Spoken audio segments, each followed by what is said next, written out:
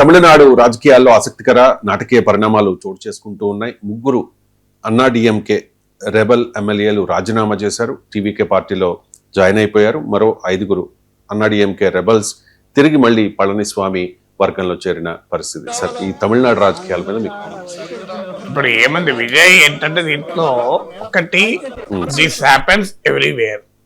మీకు అన్ని రాష్ట్రాలు ఇదే ధోరణి. గెలిచినాక పార్టీలు మారుతుంటారు, పార్టీలు ముక్కలవుతుంటాయి. సో ఎందుకంటే రాజకీయ పార్టీలు అధికారం లేకుండా ఉండడం కష్టం, ముఖ్యంగా రాజకీయ నాయకులు. సో అందువల్ల మీకు ఈ విజయ్ మ్యాండేట్ వచ్చినప్పటి నుంచి ఏడీఎంకేలో ఈ సమస్యలు ఉన్నాయి. వాస్తవంగా జయలలిత మరణానంతరమే ఏడీఎంకే చాలా ఇబ్బందులు ఉంది. శశికళ, దినకరన్, పన్నీర్ సెల్వన్, పళనిస్వామిల మధ్య ఇలా అలా ముక్కలవుతూ ఇప్పుడు Shanmugam, Velumani. So this is not the first and this perhaps will not be the last. ఎందుకంటే లాస్ట్ 4 ఎలక్షన్స్ లో ఓడిపోతూ వచ్చింది. 2019 elections, 2021 assembly elections, 2024 Lok Sabha elections, 2026 assembly elections. ఇక మీరు ఏడీఎంకేకి వచ్చిన సీట్లు కూడా చూడండి, కంటిన్యూస్ స్లైడ్ ఉంది, అంటే రెగ్యులర్గా తగ్గిపోతున్నాయి. సో ఇప్పుడు ఆ తమిళనాడులో పోలరైజ్డ్ పాలిటిక్స్ ఉన్న రోజుల్లో, అంటే డిఎంకే వర్సెస్ ఏడీఎంకే ఉన్న రోజుల్లో ఏడీఎంకేలో ఉండే నాయకులకు ఒక హోప్ ఉండే, ఇవాళ కాకపోతే రేపైనా ప్రభుత్వాలపైన అసంతృప్తి ఉంటుంది, యాంటీ ఇన్కంబెన్సీ ఏర్పడుతుంది, అప్పుడు మాకే కదా అధికారం అనే ఒక ధీమాలో ఉండేవాళ్ళు. కానీ ఇప్పుడు ఏమైంది అంటే ఆ ధీమా కూడా పోయింది. ఏం చేయాలి ఇప్పుడు? ఎందుకంటే ఇప్పుడు విజయ్ టీవీకే వర్సెస్ డిఎంకేగా రాజకీయం మారిపోయింది. ADMK third player. వాస్తవంగా ఏడీఎంకే సిగ్నిఫికెంట్ గా 47 సీట్లు తెచ్చుకుంది. 108 టీవీకేకి వస్తే 234 మెంబర్ ఉన్న అసెంబ్లీలో 59 డిఎంకేకి వస్తే 47 ఏడీఎంకేకి వచ్చాయి. అసలు ఏడీఎంకే ఊహించిన దానికన్నా బెటర్ పర్ఫార్మెన్స్ చూపింది. కానీ ఏమైంది, ఎప్పుడైతే పోలరైజ్డ్ పాలిటిక్స్ నుంచి మల్టీపోలార్ గా మారిపోయిందో ఏడీఎంకే రిలవెన్స్ అనేది ప్రశ్నార్థకమైంది.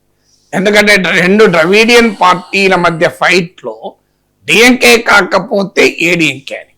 ఇప్పుడు Dravidian parties versus neo Dravidian అంటున్నారు విజయ్ని. అంటే తమిళ్ ఐడెంటిటీని కాపాడుకుంటూ అంత రిజిడ్ గా anti centre, anti Hindi, anti religious కాదు. So Vijay is a more reformed neo Dravidian politics.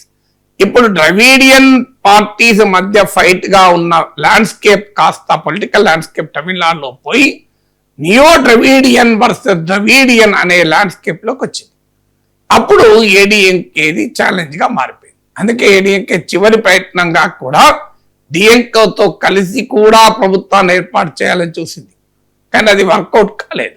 అందువల్ల ఈ పరిణామాలు ఖచ్చితంగా ఏడీఎంకే మనుగడను ప్రశ్నిస్తున్నాయి. ఇక విజయ్ వైపు నుంచి కూడా వ్యూహాత్మకం ఏంటంటే, విజయ్ని కాంగ్రెస్ ఉపయోగించుకోవాలా, కాంగ్రెస్ విజయ్ని ఉపయోగించుకోవాలా చర్చ. విజయ్కి కాంగ్రెస్ సభ్యులు మద్దతు ఇచ్చారు, ఐఎంఎల్, సిపిఐ, సిపిఎం, బీసీకేలు మద్దతు ఇచ్చారు. అయినా బొటాబొటి మెజార్టీ. ఎప్పుడు కాంగ్రెస్ లాగుతుందో ప్లగ్ అనేది భయం. ఢిల్లీలో అరవింద్ కేజ్రీవాల్కి అనుభవం ఉంది. అందుకొరకు విజయ్ ఏం చేశాడు, తెలివిగా ఏడీఎంకేలో ఆపరేషన్ మొదలుపెట్టాడు. మీకు ఈవెన్ ట్రస్ట్ ఓటుకు ముందే మీరు డిసిడెంట్ ఎమ్మెల్యేస్ నాయకత్వం ఇస్తున్న షణ్ముగ ఆఫీస్కి వెళ్ళొచ్చాడు. సో దీంతో ఇప్పుడు విజయ్ మాస్టర్ స్ట్రోక్ ఏంటంటే, కాంగ్రెస్ పార్టీని పై కూడా ఎక్కువ ఆధారపడకుండా, ఆల్రెడీ కేరళకి ఎక్స్పాండ్ అవుదామన్న ఆలోచనలు ఉన్నాయి. సతీశన్ ప్రమాణ స్వీకారానికి వెళ్ళలేదు విజయ్. కాంగ్రెస్ నిజంగా ఇబ్బందికరమైన అంశం. సో అందువల్ల అటు కాంగ్రెస్ పై తన డిపెండెన్స్ ను తగ్గించుకోవచ్చు, ఇటు తనకు అనుకూలంగా పోలరైజేషన్ బ్యాటిల్ తీసుకురావచ్చు.